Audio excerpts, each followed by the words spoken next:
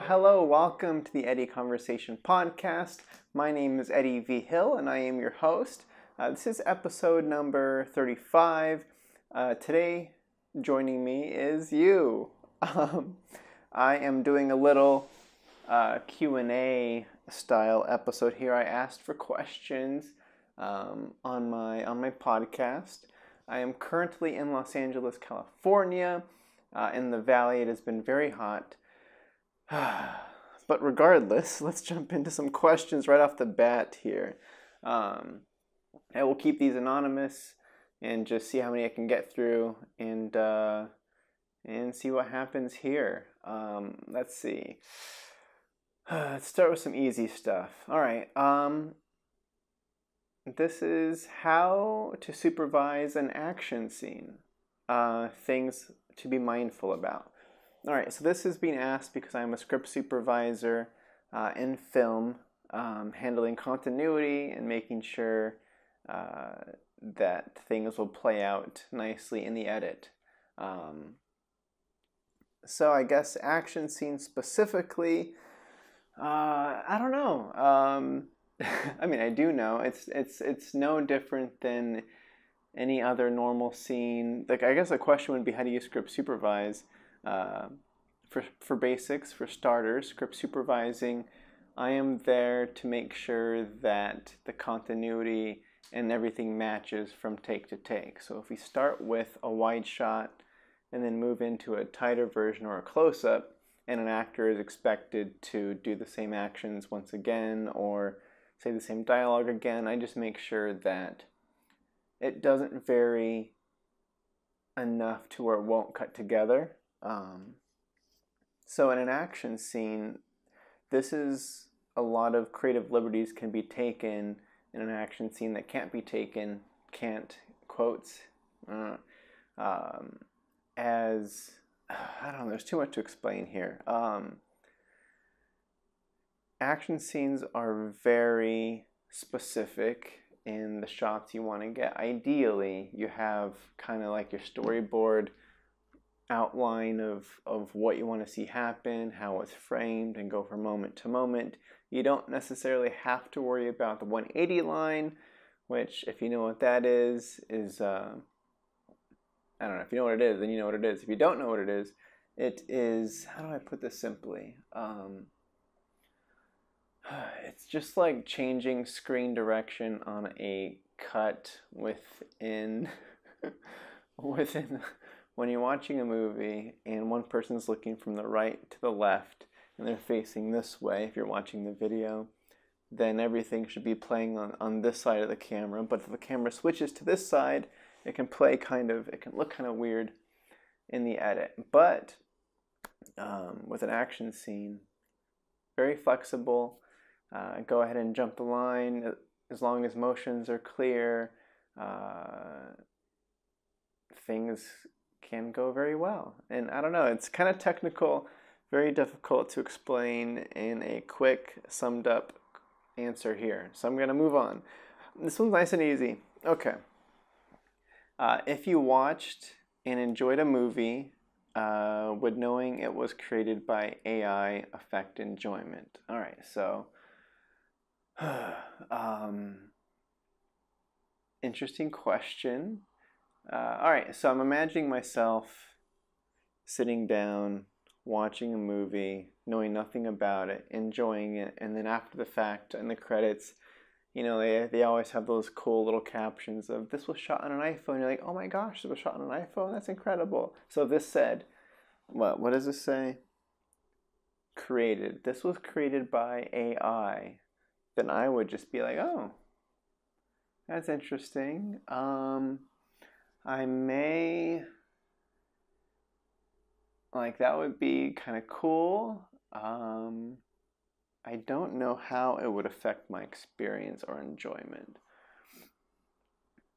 I don't know. I guess the expected response would be, it's like, oh no, the one thing I offer to this world has been taken from me, and robots can make an enjoyable movie, then why am I even doing this? And I may have an existential crisis, and that might kill my enjoyment. I might go anti-robot and anti-AI and try to stop that, because I would have to claim that they can't do what I can do.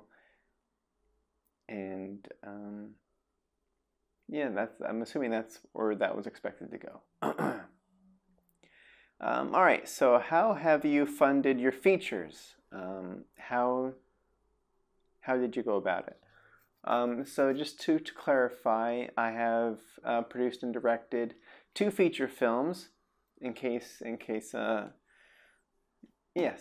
you're unfamiliar, the first feature that I directed and produced is called "It's What's on the Inside."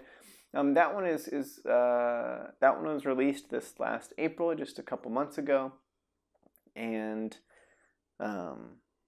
that one is very public on how I approached that one. That one was done via Kickstarter. That's a whole process on its own.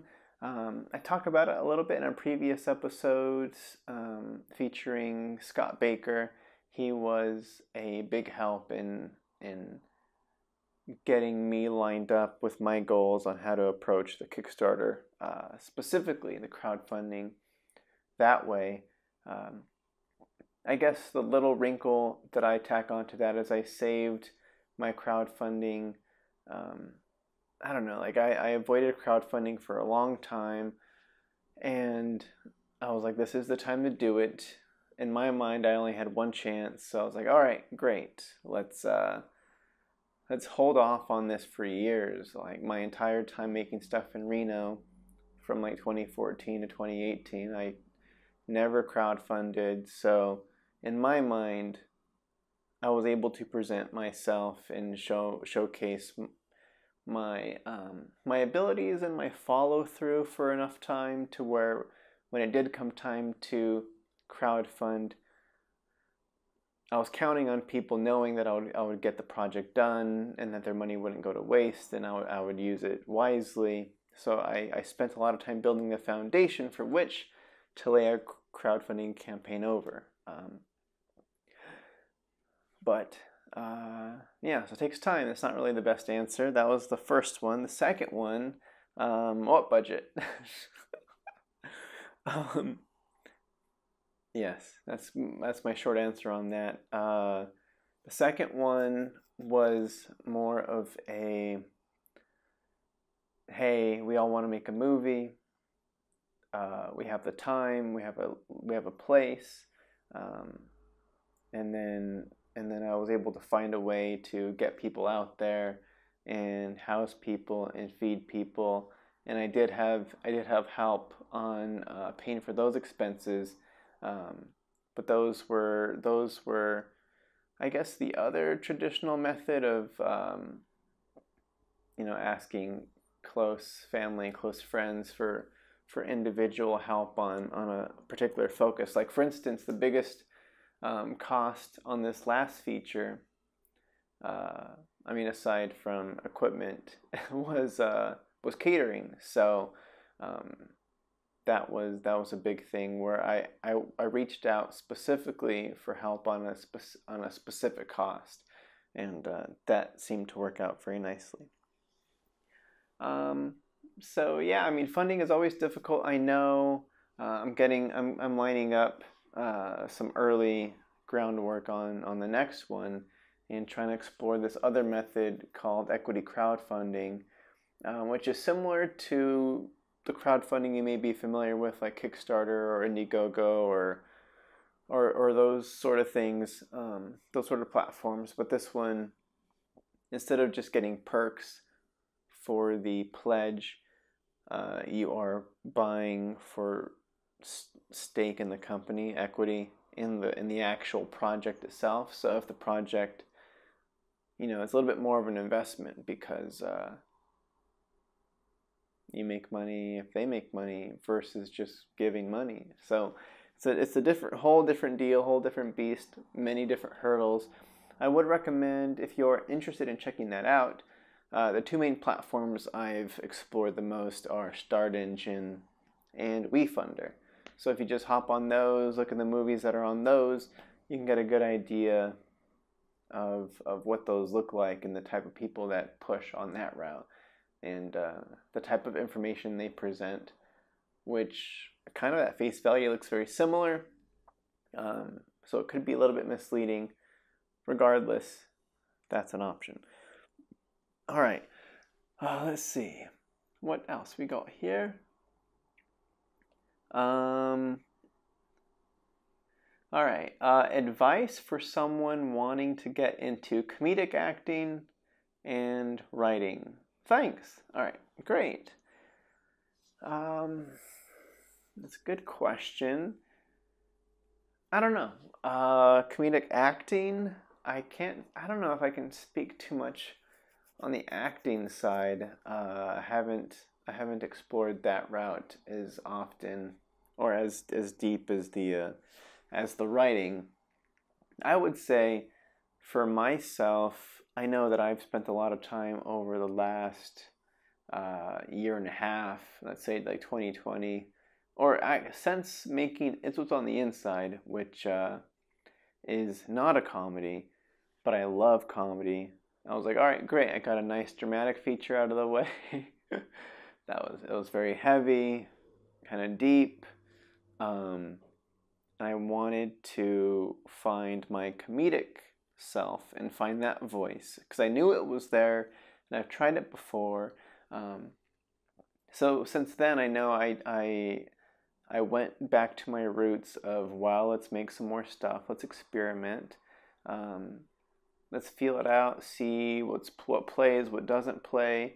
So I would write some, I guess for starters, advice, write some shorter projects. I would write anywhere from like, I don't know, 2 to 8 pages of a piece that I would expect to shoot myself with some funny friends and bust that out over a day or 2 days and see how it comes out and see what I enjoyed and what I didn't enjoy and what I felt good about and who I liked working with and who made things funny and what fell flat.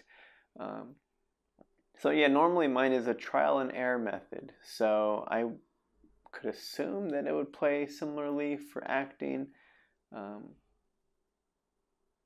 Because I know I have seen actors create their own content via stuff that they write, and really shine on the acting side, and it's fun as a director seeing that happen. Trial and error, right? Make, shoot, edit, get it done, and keep growing. But yeah, comedy is tough and it's subjective. So as long as you find it funny, and that's a good start. And then ideally you can nail it in the production process and others will get it or they won't. Ideally, some people enjoy it and they get your humor. All right, let me swipe over here. This one's a nice, easy one. Do I miss Chama? LOL is how it's written here. Chama, New Mexico specifically is what this person is referring to. It is where we shot this latest feature. Spent a month. I spent 6 weeks there. Was it 6 weeks? Effectively over a month in this tiny town, about 1,000-person population, maybe less than these days. I don't know. Yes, I do miss it. The nice, open, beautiful valley in the spring, the nice clean air, the quiet nights, the quiet days, the no traffic. It was everything that Los Angeles is not. So it was great, and it was much needed, and I do miss it. How did I get started? Well, okay, the question is, how did you get started directing? Thanks for asking. Let's see. My start as a director. I know I've told this story before on the podcast. yeah, a lot of people don't know. I initially jumped into the film industry, quote unquote, pursuing the acting side. I wanted to be an actor. I feel like I wanted to be an actor because I didn't know what anything else was. So, like when you watch a movie as a kid growing up, you're like, oh, like being Spider-Man. Look at Tobey Maguire. Like that seems like so much fun. I want to do that, without really knowing what goes into that or who's involved with making the decisions. Like, so initially, I was like actor. I didn't have the personality for it. I feel like I still don't have the personality for it, but regardless, I grew up shy. I did not like the spotlight. I did not like the attention on me. I did not like being asked to do something in terms of like, hey, perform right now. Like, you're an actor, perform, say something funny. I don't like performing on command, which is acting. I did give it a shot. I took an acting 101 class my last semester of college. I did a 5-year track to get my mining engineering degree. I was sick and tired of all the math, and I needed some sort of creative break. So during my last semester, acting 101 kind of re-sparked my creative drive. And when I graduated and the mining industry kind of fell through, I was like, well, let's jump to plan B immediately. Like, the plan A was go make some money as an engineer and then move to Los Angeles with a lot of money underneath me and kind of figure it out then. But because there was no working as an engineer, go straight to not necessarily move to LA, but explore acting in the city that I was in, which was Reno, Nevada. I somehow, I don't even know how it played out. Like, my acting 101 instructor reached out to me saying, hey, there's a local community theater play. They're looking for actors. Check it out. So I don't even know if I auditioned or if they just picked me up, but regardless, I got into that. Through that, I met an acting instructor that I believed in and I liked, and I took her scene study class. Did one more play after that while doing scene study. So I really got to dive into the emotional side of what an actor has to go through to just prep for the day. And I really did not like performing on the stage, and I wanted to be in front of a camera. Opportunities in Reno were like non-existent. So started producing my own stuff. And therefore, because I was so new and I didn't know anybody, I didn't know what I was doing for the most part, I just had to do everything myself. I wrote stuff via almost copying stuff. I was trying to recreate stuff that I already liked with my own spin on it. So I would take a scene from a movie that I enjoyed, dissect why it worked for me, try to shoot it shot for shot, change the dialogue up, and just see what happened.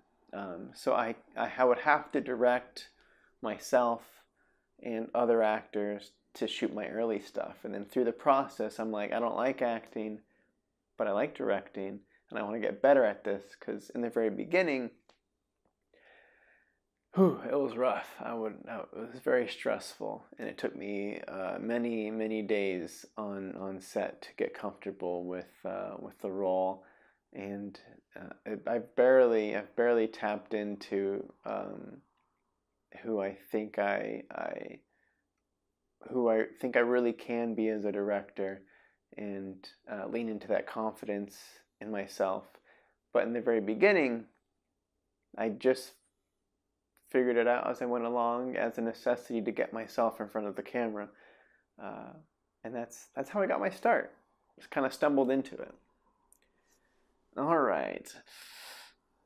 Next up, Let's see what I got here.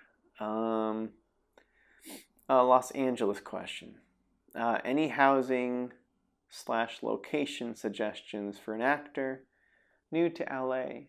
I think this is kind of general for somebody trying to get involved in the film industry.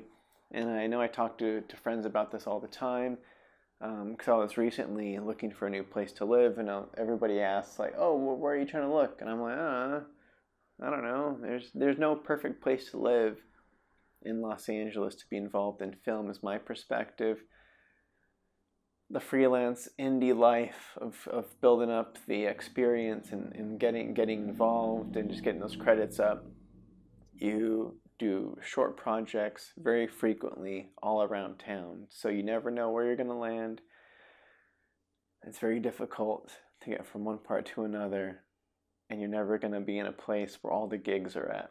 So it's a no-win scenario. It's difficult everywhere. There's traffic everywhere. It's hot everywhere. There's people everywhere. And it's expensive everywhere. So my advice as an actor, my advice to an actor new to LA, go somewhere that you can afford. Somewhere where I guess maybe ideally that you know somebody, and you can kind of get some roots going with some familiarity as a foundation, and you can kind of branch out from there. I'm a big fan of the Valley. I've also lived in kind of the Silver Lake area, and I've hopped around for sure. So I don't know. The Valley. I like the Valley. It feels very central for me. Kind of the Burbank area is pretty cool. But East LA is popular too. Go wherever you want. I have no idea. Just get here.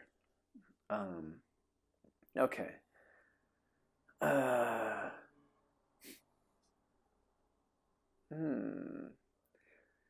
Let's see. What's your favorite things to do in LA? Another Los Angeles question that are not film related.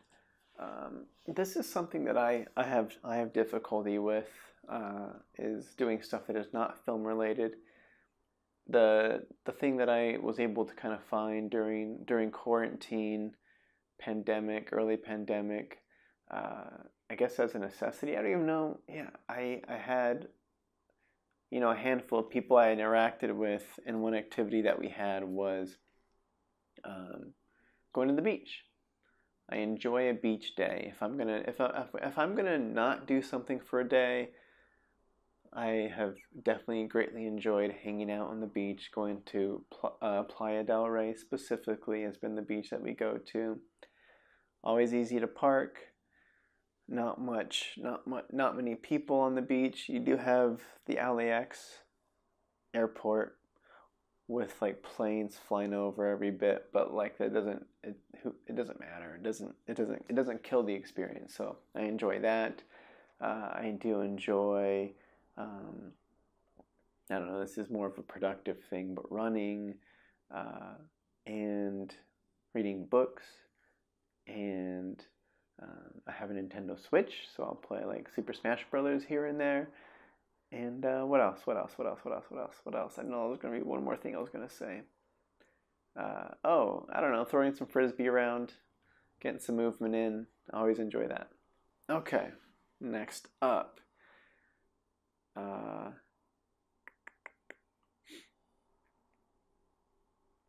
Okay. Paying your bills in the movie making life? Question mark. I've never figured it out, but you seem to know how. This is a question from someone that does not live in Los Angeles. I believe this person has. I don't. Anyway, regardless, it's a good question. I know. Like whenever I have a chance to catch up with a friend that I still have, but at the time I was maybe just trying to get involved in film, or was making my short film projects in Reno, or like, I don't know, like, it was still I'm just out here making stuff, trying to learn. Those friends will often be really confused as to how I'm surviving in Los Angeles, which is kind of funny. And it makes sense. They're like, oh, like you're making this movie and you're doing this and you're doing that, but like, how do you live? How does it work? Where does the money come from? So I mentioned it before. I freelance as a script supervisor. I found my niche there. It is a great. I've heard. I don't know. I didn't really know this getting into it, but it is a great place to be for. I'll call myself potentially a budding director. You get to land on many sets, watch many directors at work, sit in the chair right next to them, collaborate with them as well as all the other department heads, and make money. You make money that way being a support player in getting a project done for somebody else, which I am very happy to support another director, another creative, other creatives. That's definitely what gets me going, and what makes me love every moment on set that I have is that whole collaborative process. So I guess that finding the space that you fit, where you are an asset to the production, is just all you need to do. It's very difficult. But yeah, I guess the other way of doing it is keep your bills low, right? Don't have much you have to, don't require too much work to get by, work enough to be able to stay, and just build up from there. Yeah, about 2.5 years in, still here, very exciting, and we'll see where that all goes. Which Duplass brothers film is my favorite? I haven't seen too many Duplass brothers films. I'm not quite sure why the ask of Duplass brothers specifically. I am a big fan of the super indie. I just learned mumblecore style of filmmaking. Very like, I don't know, like a handheld camera. It feels very thrown together. It feels very improvised. It feels very naturalistic and in the moment, and grounded is a word that I would use. But I know when I first learned about them, when I was getting prepped for It's What's on the Inside, I was doing a lot of research on the Duplass brothers. I watched their, I think it was their first Sundance movie. It was Sundance, I believe, The Puffy Couch. And I feel like it's a kind of obscure indie film that not the normal folk would watch, but potentially check it out. It's a great little relationship flick, with a nice kind of playful, very simple goal is we're leaving to go pick up this couch, the Puffy Couch. But I like that one a lot. I watched the one I love is a more recent Duplass movie, I think, and I watched that one for research for my latest feature. So I consistently go back to their style because it definitely is in the vein of the movies that I try to make. Yeah, that's my answer. The Puffy Chair. All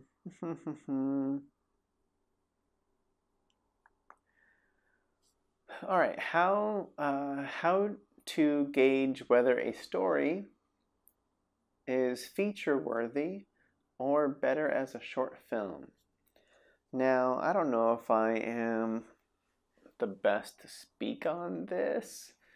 All right. Well, I guess the way that I think about it is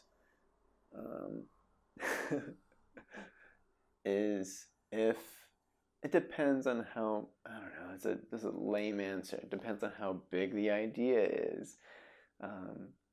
I was talking with some filmmaker buddies earlier, and they were talking to me about a film that they had watched that the I don't know, that the little twist on this film kind of got old after like 2 minutes. And I was kind of like joking, like, that's a great concept. It's a great concept for a short film. Like, oh, well, I enjoy the I don't know, 110 minutes of this thing where they play into this for that long. Very vague, not very helpful. I will say, for instance, if the short film idea, which was attempted by a group of us at one point, that totally did not work whatsoever. It was a horrible idea. But for some reason we tried it. Was, let's say, oh, what if, like, hear me out, what if we shot this story, but instead of like shooting people's faces, we just see their feet. So somebody gets out of a car. You know, it's very common that you like watch, you have an introduction to a character by seeing like the style of shoes that they are wearing, the boots or the heels or whatever. Like, that says a lot about a character. So what if you just stayed on that and you never kind of tilted up or cut to their face, and it was all shoes and feet acting? For me, I wouldn't want to watch that. That's not a movie. That's at best a short film. So I guess, like, I think about it as like a quote unquote experimental idea. If I want to experiment with like one specific story element or a specific editing style, and it's not really about the story, it's more about either the writing I'm trying to do or a character I'm trying to feel out, or that kind of helps dictate for me that, oh, this is a short versus a feature.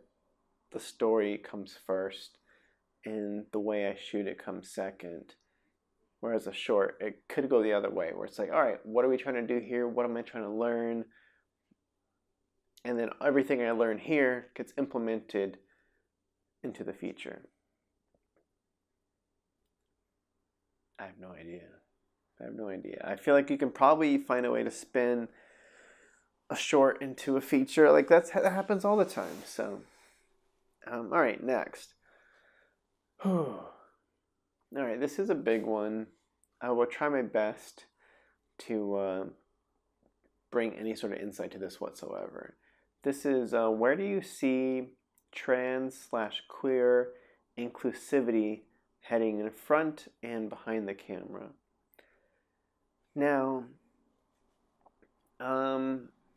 I don't feel like I am any sort of representative for how things are going in the industry whatsoever. I do land on set, so I do get to see, ideally, I get to see trends as they happen, or I get reached out to projects that are pushing for certain things.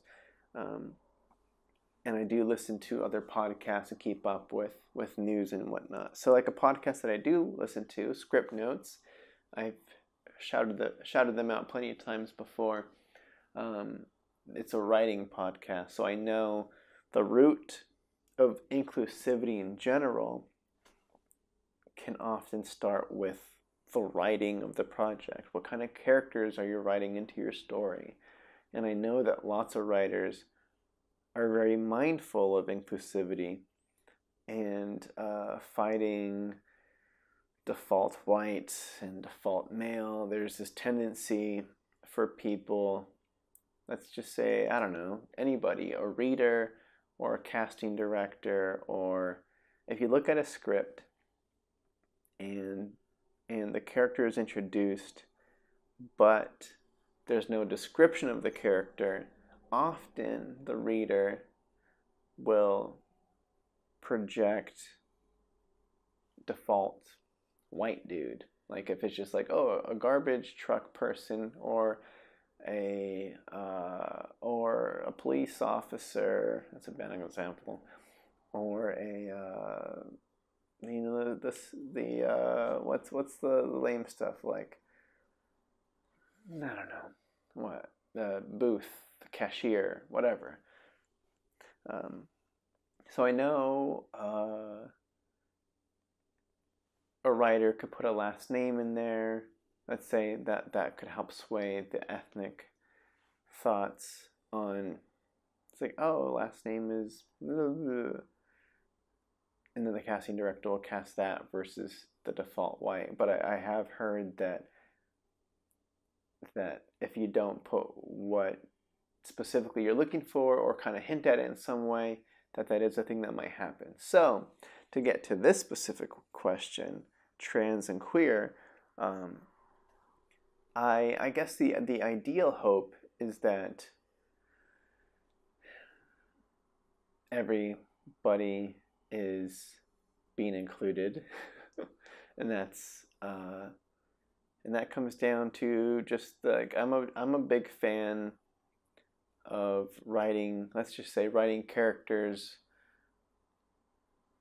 that wide open landscape on who could play that character. It's like there's no description for that character, but instead of casting them as a white dude, why don't we look at some trans actors or some queer actors or etc. And I feel like a lot of filmmakers are more open to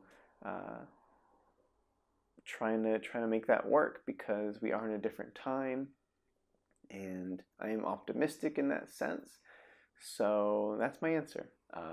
I do know that writers are a lot more mindful of it, and through a writer, I could only assume that the actors themselves, as well as everybody involved, such as directors, producers, casting directors, are all keeping it in mind. But that's kind of that's as deep as I can get with that specific question. Let's see what else. Let me try to squeeze in a couple more here. This one I'll try my best. This is going to be a bad answer. As someone who isn't repped, how can we get in front of TV/film casting directors? Help, please, with a crying face emoji. Okay, thanks for asking the question. I think I've mentioned this before. I have never worked with a casting director to cast anything that I've ever made. I do look forward to the day of having that happen. For now, I do not have that experience, though I did have a casting director on my podcast before, Chad Darnell, who I worked with as a script supervisor. He was the director. He's from Georgia. He did mention that he mentioned in that podcast that he worked very hard to get to know the Georgia actor pool, and if you didn't know who you were, it was your fault, because that's just how, I don't know, I do not recall if he elaborated, so maybe go check out that episode. But I guess that is a question. How do you get in front of casting directors?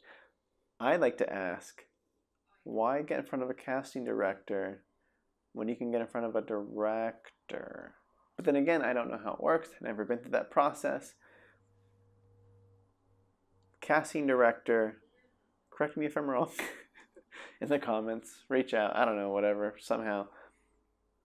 My assumption is the casting director corrals all the people, all the actors, the potential actors, and hands them over to the director. The director then picks from that pool. So ideally what you're saying is you're not even in the mix unless the casting director brings you in. I like to think they bring in that pool. The director still has people outside of that pool, I'm sure, that they want to work with, or that they're bringing in on top of that pool. So there's multiple ways in. It's more than just casting directors. Directors exist too, and they make the final call, usually in collaboration with, I don't know, writer, producer, showrunner, Or maybe they're just handed. I don't know. It's all over the place, depending on what you're looking for. But you said film and TV. TV might be different. I have no idea what I'm saying. Next. All right, let's see. Maybe I'll do 2 more. Okay, this one is nice and easy. Who's your favorite cousin, and why is it me? Nope, I don't pick favorites. Next. All right, this one, let's see.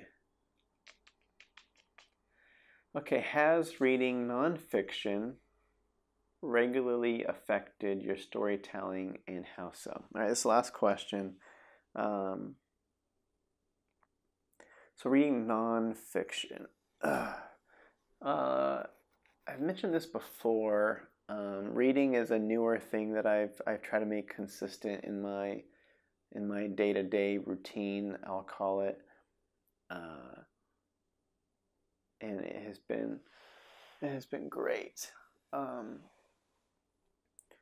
Geez. All right. So nonfiction specific. I'm more of a fan of reading fiction. Nonfiction, I've read some stuff on like meditation, the history of humankind. Right now I'm reading an autobiography of Malcolm X. So nonfiction in particular, I don't know. It's a little bit more enlightening on the world I live in versus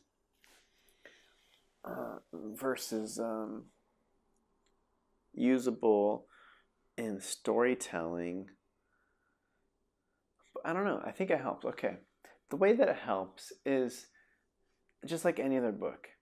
It creates empathy. You're placed in other people's shoes. You're really the writer frames some sort of idea for you in a way you haven't thought about it before, which puts you in their mind, in their way of thinking, and you come out the other end with this whole experience that you never had before, and this way of thinking, the way of looking at things, experiences a person has had that you've never encountered yourself, and that could be placed in characters that you write. That could be placed in just day-to-day empathy with other people that exist around you, as you expand the potential. The more exposure you give yourself to how others live and how others have lived, I feel like you feel more so for those around you. And I don't know, I guess I probably implement plenty of the stuff that I read from nonfiction. I don't know. Bad answer. Tried my best. I don't know what else to put at the tail end of this, though. I did